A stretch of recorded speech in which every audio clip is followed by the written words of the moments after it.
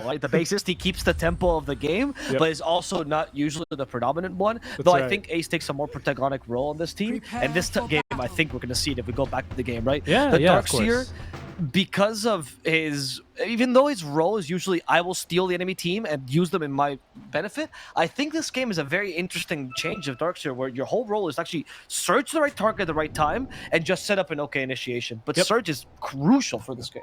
You're right. Loki, I'm really excited. Well, Hikey, even I'm really excited about this game. I think both teams have a lot of reasons to want to fight early on here. On top of their great personalities, as Execration do get a leg up there with the D ward in the mid lane. But they're highly incentivized to fight around very early items, right?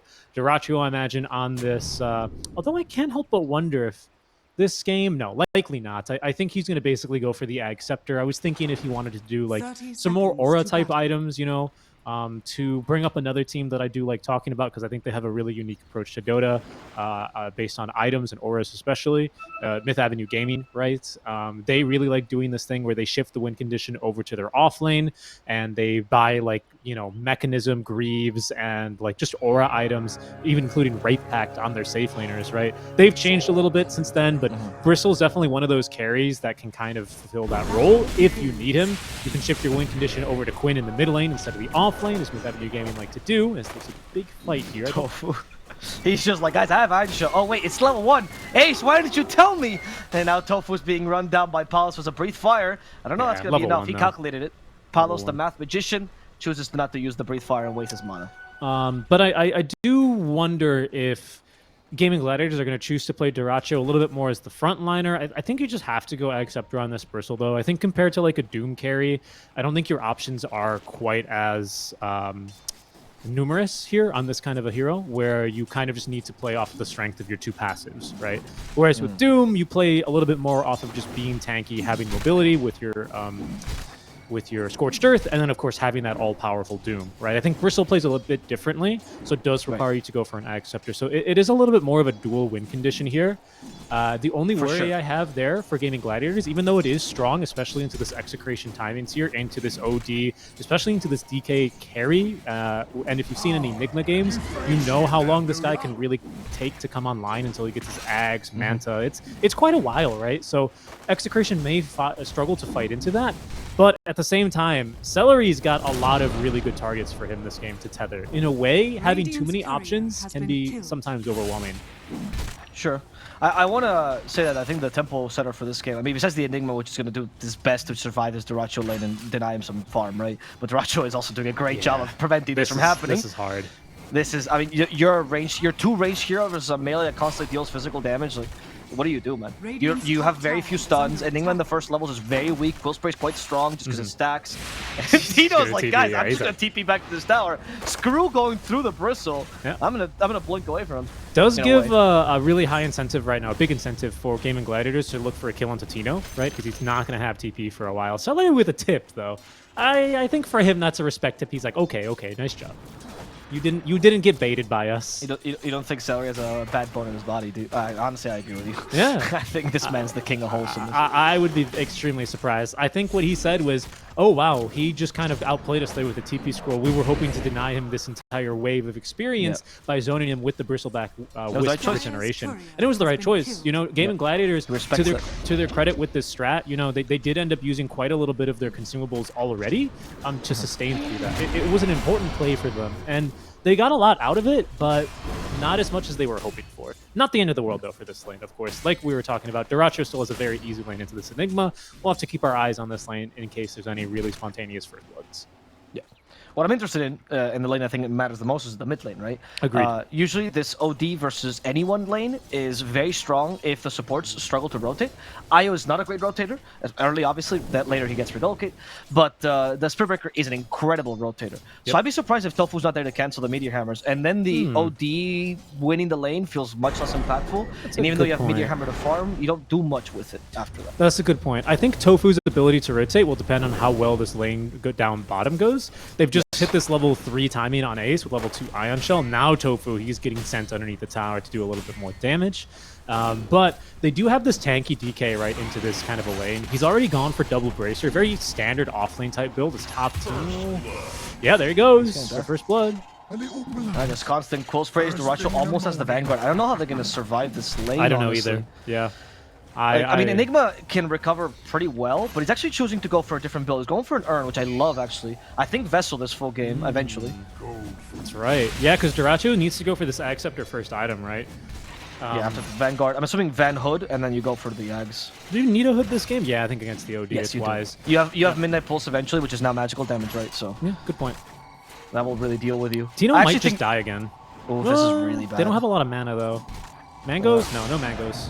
Maleficent. Get this pig away from me! Tino cannot touch Pork right now. Shanks just trying his best to stop Duracho, hitting him. Yeah, the real strat here is to try and kill Celery. Yes, that's what you have to do. But Tino can't turn around and do anything but Maleficent. There's the courier to try to distract him. It does. And that allows Tino to live at the cost of a dog. This is really difficult. Mid lane, by the way, Carlo's going to be the first to rotate on over here. He is preempting by quite a bit the power runes here. Curious rotation out from him, but his bottom lane's actually really hard. It's also still really hard for Palos. Like I was saying, they do hit a really powerful timing here every odd level in terms of 1, 3, 5, especially 3 and 5 here. Ace going underneath tower with double Ion Shell against Palos, who has level 2 Dragon's Blood, a big stick here, and double Bracer. They still might just hit the Breathe Fire though, so the damage actually is still amplified. They have a Vacuum ready. They're not using it just yet. There's the stick used by Palos. Still has a Fairy Fire as well. Palos for now is living, and Carlos distracted Tofu long enough. And Tofu willows his courier here. Carlos still has the leap, so he knows he can fight Tofu to the death here. Breathe Fire might surprise him. There's the charge, not going to work. Tofu might just die here to Carlo, who calculates a little bit better. Still has arrows, just used for scouting this time. Take inspiration from Shanks. That's actually a scouting arrow. And he doesn't get the kill. This feels bad. Tofu has no TP though. Top lane, they have killed Shanks, and now they can literally just go and dive Tino under tier 1. Nobody can rotate to help him. Tino is a sacrificial lamb as Bob tries his best to rush that meteor head. These arrows, man, not really working out well for Execration here. Not the biggest deal, and actually the biggest deal there is Tofu makes a true gamer move there. Really, it's probably like a 4-legged companion move, because he decides in his last couple of seconds to give a little bit of a pet to his courier right before it dies, and that ends up making a big difference because it delivers the full stick and a couple more stats, which allows him to live to do that. Yes. And that kind of just ruins the efficiency, ruins the time here of the Murano, who's distracted by that kill bottom and isn't able to support or counter the rotations that Quinn makes towards the mid lane. He's coming again, by the way, towards the top lane. Oh God, what does Tino what does he have to do to survive this lane? Apparently just go to the tier 2, but Quinn wants Carlo's life at the very least. Carlo has the leap, Shanks will survive as well, so nobody has died just yet. Shanks thinking, guys, if we can kill him, as Bob has joined them. No Meteor Hammer though, that is the only setup they have. No arrow available either, but Quinn will fall, and Bob is now very, very close to that Meteor Hammer. Quinn's camera is like, all right, guys, they got me. And now Palos though. Okay, no, he's not gonna die. I was trying to snipe his cam there and see what he was looking at in our program view, but just a little bit of a okay, that was a little bit too deep. 6 minutes in, Gaming Gladiators looked like they really gave it a serious think about potentially diving a tier 2 tower. Is 6 minutes, against 4 heroes. Really, really bold move. But of course, as I saw Excalibur tweet this morning, those tier 2s literally do twice the amount of damage that a tier 1 does. They're no joke. You can't really go that aggressively here. 6 minutes in. You got to really stop and focus onto your main objectives first, which is for the most part just keeping Tino out of experience, keeping him away from the creeps, making sure that he's only demonic conversion, using that ability, and really nothing else. I think Gaming Gladiators, Duracho, and Celery especially have been doing a phenomenal job of that for the first 7 minutes of the game. Quinn was a little bit more kill-focused here, I think, because his mid lane kind of sucks for him into this OD. But, I think they do need to somewhat restrain themselves on those aggressive plays. Oh no, the search saves him. And now Palos is in trouble. No, Palos, he thought he was in the driver's seat. And he's There's an Ion Shell on Ace. He's a passenger princess right now. Palos, learned that from you. Yeah. He gets one more charge for the magic wand. Here comes the help from Carlo. Ace does have the Infused Raindrop sending for the Breathe Fire damage, but they still have Dragon Tillers, could set up for the arrow. Tofu is the one that is fighting Carlo head-on to make sure they can't arrow, and he falls the arrow instead, and he will die to the damage from the Dragon and the Mirana. But they lose Quinn in the, or sorry, they lose, make that Bob in the mid lane, as Quinn, now assisted by Celery, who is going to end up being the mana battery, is able to just kind of run him down here. Not a whole lot really needs to connect there other than just the split earth. Once again, Quinn, he sees Tino. He's going to go ahead and try and kill Tino. Duracho as well supporting this push. Bob has a TP. He can look to join this lane, but I don't think he's going to be able to save the tower here, Avo. Quinn has left, however. Bob has Meteor Hammer. He's charging it correctly. Celery leaves his teammate behind. And when your IO leaves you behind, you know you're dead to right. Yeah, you're extremely dead there. Celery going, yep, sorry, man, I got you. Yeah. And he's going to go refill Quinn's mana as he farms up another really, really big stack. So Quinn still off to an impressive start, right? While he was unable to find a lot of farm and pressure. Pressure down bottom. Wow. Yeah. They committed the wall replica and everything. I mean, nobody can TP because they're all too busy saving Tino Relocate. and allowing him to have a game. The relocate is for Shanks here. Okay, interesting. They committed a lot for the support, but they just really want to take this tier 1 down bottom. Shanks will fall, and Bob will continue to push this mid lane, so at least they get a tier 1 for tier 1. This is a really phenomenal strategy as Duracho starts to run Tino out of this top lane for Gaming Gladiators. I have to say, the only crutch right now in this draft, or their heal potentially, is this OD, who's just going to have a really strong mid-game timing against this Bristleback. That being said, this is... Oh, arrow blocked by Celery. There's Io being a true bro. They still have the ultimate from Bob here, using it. Celery is gonna die. Bob needs to survive just barely. There's a charge on him though, so Quinn vision. Lightning Storm should hit, but he gets the Astral Imprisonment. Bob, however, did get hit by the Lightning Storm, and there's a charging Cal coming towards him. That's gonna be able to kill off Bob in exchange for Quinn's life though, thanks to Palos rotation. Yep. I think this is still fine, though. I think these kills actually onto the OD mean a lot more for them. Mostly because you look at who's farming behind this, and it's Palos Dragon Knight. But because his lane's been so difficult, Avo, he's needed to take 3 points in Dragon's Blood, right? And go for 2 bracers. Not really farming items for a DK, right? You want to max this Breathe Fire, be able to clear your ways, be able to scale. You're the carry this game, right? And like we were talking about, like we've seen on Nigma Sumail's mid DK, you are dependent on that Ag Scepter and that Manta Style. Really expensive items here for the DK to be able to, I would say, truly end up being a carry. That is a bigger nuisance here. Gaming Gladiators, what they've done in this early game, because they focus so much attention on this top lane in their draft naturally with that 24th Bristleback, they've kind of had to sacrifice this DK. And because they've needed to sacrifice him and he's needed to play alone, he's needed to max Dragon's Blood. Now he's not going to scale as quickly. It's a really nice piece of draft work here. I like the way that they're really focusing and prioritizing onto this. I think the next steps here for Gaming Gladiators are to get this Bloodstone online for this Lesh, to let Duracho farm up at his Ag Scepter, and really, really look to start deathballing around the map. Not like never stop until we hit the Ancient kind of deathball, but, you know, fight over large portions of the map, contest the farm here of the OD, continue bullying this Tino Enigma, right? If they can continue doing these things, I think Execration are going to really struggle, even when it comes down to their team fights, where I think they do naturally excel a little bit here, simply because they won't have enough damage.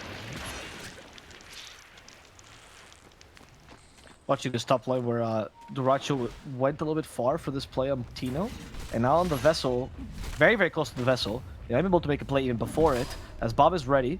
Smoke is revealed, they know where he is, and there is. They actually commit the black hole, but this time it's not for an enchant, Richie. It's for a full Bristleback. That's very worth it. It's a big kill. I think this results in the tier 1 tower here top lane, which is otherwise has gone basically without a scratch for this entire 12-minute game. That changes now. However, Gaming Gladiators, they rotate around the map very quickly here as they will smoke up everyone. Can we touch on a point that I want to mention, which is Bob's Midas choice for a Midas after the Meteor Hammer? Well, hold on, they're gonna dive him first, though. Astral first? He has to. Oh, he has to on the wrong target. Now he's definitely going to Moonlight Shadow.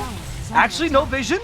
Lesh is trying to run him down, but they can't see him. Nobody has dust. Invisibility is invincibility here, Avo. I can't believe a Spirit Breaker is not carrying any against a Mirana.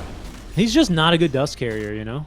Right. Because it's not like you see people through invisibility. It's not like you see people through invisibility and have an ability that lets you charge people globally and stand right next to them. No. Okay. It's fine. It's a mistake that happens once. We're playing against Mirana. Bring detection, boys. Yeah, exactly. That's okay. Never gonna happen again, for sure. I feel like that's the support equivalent of the swear jar, you know? The dust jar. Tofu. They are gonna gank Duracho again. They have Meteor Hammer.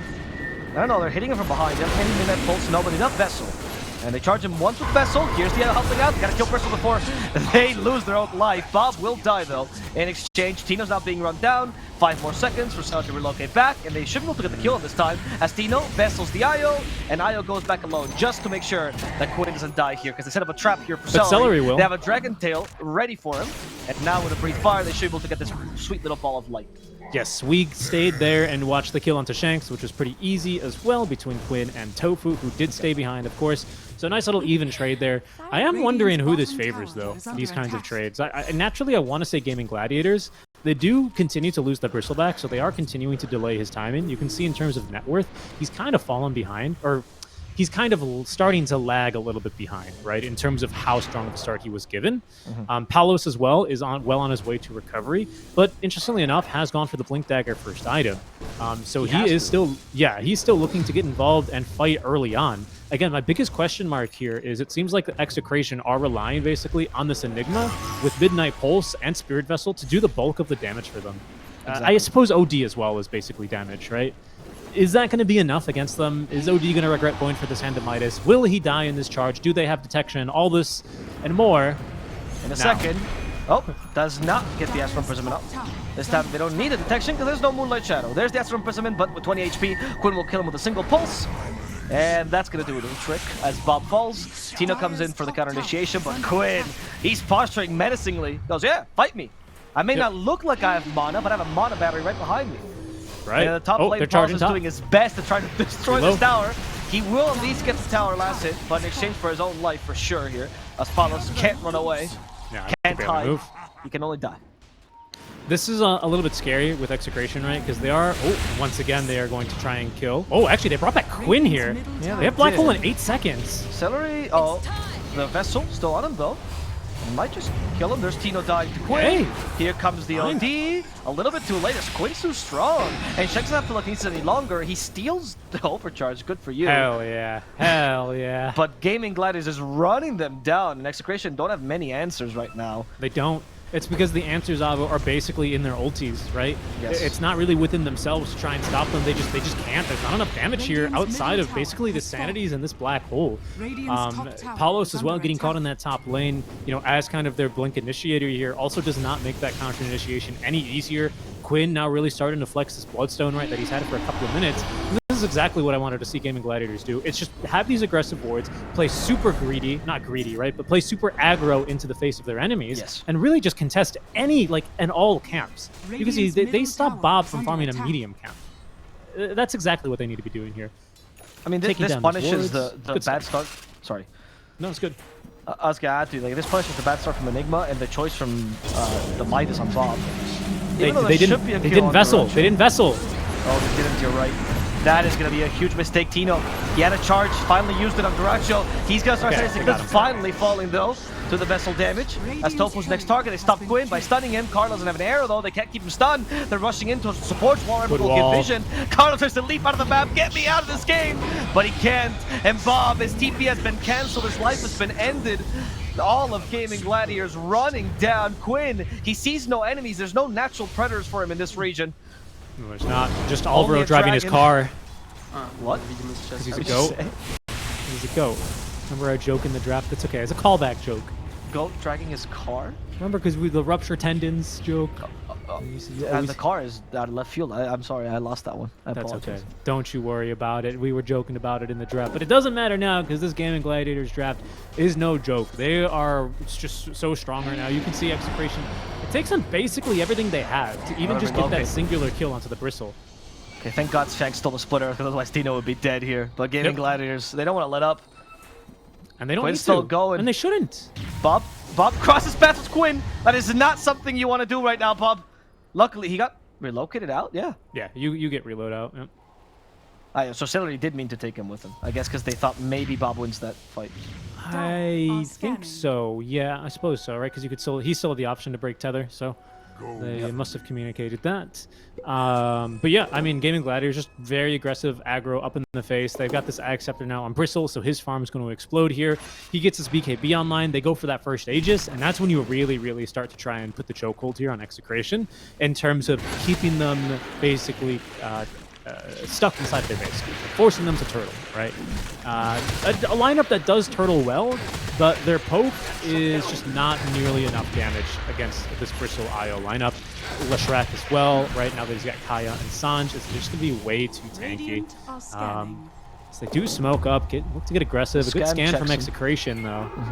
But still, I don't think they're scared by this tier 2 tower, and Execration realizing that will simply TP away. So they're only going to smoke gank the courier if they're going to kill it. They won't. They'll let him live. Nope, just kidding. The towers are just a future project, right? They're just a build in the making. I'm not really scared by them. They don't mean anything to getting Gladiators. They just haven't taken them yet because that ball killing isn't maxed. They don't want to commit under a tower with Black Hole still being available. Yeah, and I mean, Palos is about to finish his BKB here. It's going to be his next item. This Midas is starting to pay off a little bit more here for Bob, but he's really been struggling in terms of finding reasonable farm, pardon me, on this map, given how small it feels against this Gaming Gladiators kind of a lineup, right? Yes. He barely has time, as you say, to channel a Meteor Hammer before it charges after him, or before he sees the relocate, projectile coming in behind him. Like, he's not really stepping easily here. He's always having to constantly check his back. He's always needing to make sure he watches his positioning. That's just not the way you want to be playing this OD. That's not the way you drafted this guy, right? When you have this Morana to try and set up for your arrow, right? You've gone from Meteor Hammer. It's you trying to be able to set up and play a little bit more aggressively, and that's just not the case here.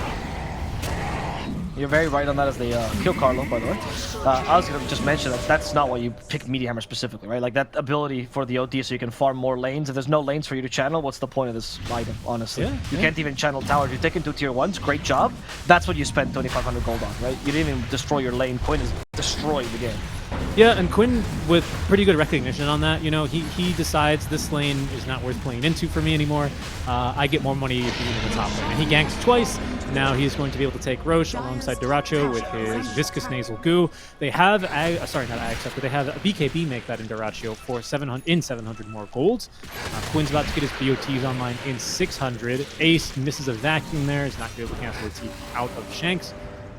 Okay. Not too big a deal. Bristleback. Midnight Pulse with the Vessel this time. They should be able to kill Duracho. They have enough damage now. The ending on Midnight Pulse is really crucial here. Apollos has VKB hasn't activated. There we go. He's forced out of him. That's all the Gaming Gladiators wanted. After all, he lost to Duracho. There's no point to continue this. Palos wants to make the best out of this BKB, but is that a little bit too hasty? Black Hole. We're going to find in a second. This time they have Sentry, so the Moonlight Shadow won't just save him, but they control Quinn well enough so he can't kill Palos just yet. Lightning Storm, though, slowing him down. There's the Astral Imprisonment with a Meteor Hammer on top. Palos being killed off by the supports instead, as the Meteor Hammer, I think, didn't matter. Quinn fully healed it, ignored it altogether. Yeah, and Tino just can't find a good opportunity for a Blink Black Hole here either.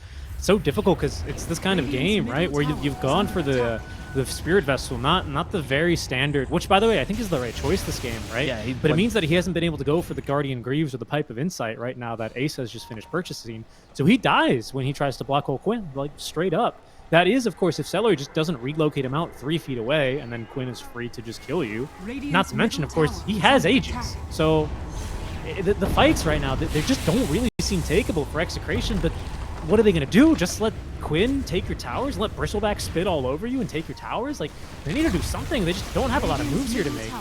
Their best bet is probably trying to, like, blow up Celery or something, right? That at least removes a pretty big asset out from the Gaming Gladiators, but that's so hard to do when he's constantly tethered basically to Quinn, or he's constantly tethered here to the Bristleback. It's just not easy. Yeah, you're very, very right. Like, the only play is wait high gun, hope that the Enigma Black Hole gets him. Here it is, the PZLA. This is always with Execration, where they have thrived. Yeah, but this time it's a tough one. They're going first for the offlaner. Ace is quite tanky. He'll finally fall. Tofu does to interrupt this, but a bit late. They stop Black Hole available, and Tofu is now in no man's land. He'll get punished for this. Wait, as Quinn got stopped with the Astral Imprisonment. Caught by his own splitter. Shanks, though, will die to the Bristleback. As Tino catches 2 in the Black Hole, but they need more damage. This arrow will connect against the Bristleback, but again, it's the damage they're lacking. Vessel's doing a lot of work. No one Midnight Pulse. Science committed, and they will kill Duracho as Quinn finishes off Bob. Nobody can stop Quinn, but you sure can kill all of his friends. Emotional damage accomplished. Quinn is forced to retreat now. Despite his Aegis, he won't be able to have the impact he was looking for. That's fine, dude. The big kill. You could see lines drawn on the map by Shanks. He's like, push out our waves. He's like, we need breathing room here, guys. Whew. Feels like the boot's been lifted off the neck here of Execration in that last fight. A huge win for them. Again, that's what I was leading up to in that fight. This is always how they get back in their games, man. ever since Div 1, or sorry, ever since Tour 1 of the Winter Tour, right? In that game against SMG where they come crawling it back, I've just always been impressed about how they managed to find these pickoffs. In their series yesterday, who did they beat yesterday? 2-0. Who did they beat, Aldo? Ex-Hellraisers. Thank you, Ex-Hellraisers, right? The fight where Palos or Execration just take a smoke into Aegis. They do the same thing again here. Yeah. They just find these openings of so many teams not expecting this Execration aggression. It's working out so well for them. Actually huge. He might save him. Oh, no, so he's just right at the end of Bulldoze. He didn't calculate that properly. He's going to die as the fateful bounces between dying illusions. I want to just commend for this game. Even if they lose, I think Tino's adaptation to what was probably the worst game ever is incredible. And his performance this game is the case study for a lot of Enigma players, honestly. And I have to add, I really like the aggression out from Celery. I heard a TP out from the fight. I thought they were abandoning the fight. Hold on, they're not abandoning anything. Astral at least keep Quinn in prison for a while. And they're going to go for Celery now.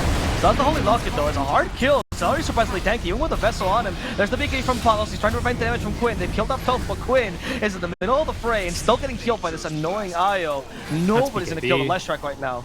Yeah, and this is still a really big problem for Execration, right? They have these really big teamfight ultimates, lots of damage, really good into this lineup, but Gaming Gladiators, they're not scared. You don't have the cooldowns. No, Bob is going to die here with a BKB, and just to kill him in a matter of seconds as Palos starts to retreat, but not into the fountain. He chose the wrong way, and Palos will be run down and finished off. As now, without cores, Execration can do nothing, watch their towers burn. Right. The biggest thing I wanted to say there is really good usage of the BKB, good patience by Duracho. He was 200 gold away from purchasing that item when Celery TP'd bottom and reload him back into that fight. I do think that fight's really winnable for them if he had BKB in that top fight, and we're probably already doing an interview with someone from Gaming Gladiators in that world. For now, though, again, patience, right? They know that, okay, we have to kind of respect the teamfight ultimates that they have. They do outclass us there, and they do technically have the damage. But now, we're not scared of it. Black Hole's still down for 30 seconds. This is going to be at least a mid lane of barracks. Maybe the tier 3 tower in mid back. No, I think, well, okay, Gaming Gladiators, despite how much they're dominating, they're still very disciplined. They don't want to give any chance for Execration to come back. They clearly respect their opponents. And they've been playing so well on their timings, but never overextending, which we saw Ex-Hellraisers do a little bit when Execration gave them that bit of extra breathing room. I don't think they're going to come to regret this. There's a chance, right, of course, but I think they would have regretted sticking around a bit too long. Like I said, into this black hole, into the Sanity's Eclipse. I think that's more of a problem right now. Because Bristle, you know, he still scales. He gets his, what is it? Yeah, it's on the 20 damage, and he gets another really ridiculous one at 25. So he does have really big spikes there still, but he's starting to really top out as far as what more he can bring. It'll be the AC, and then the Basher Abyssal, and then his 20 and 25 talent, and that's it.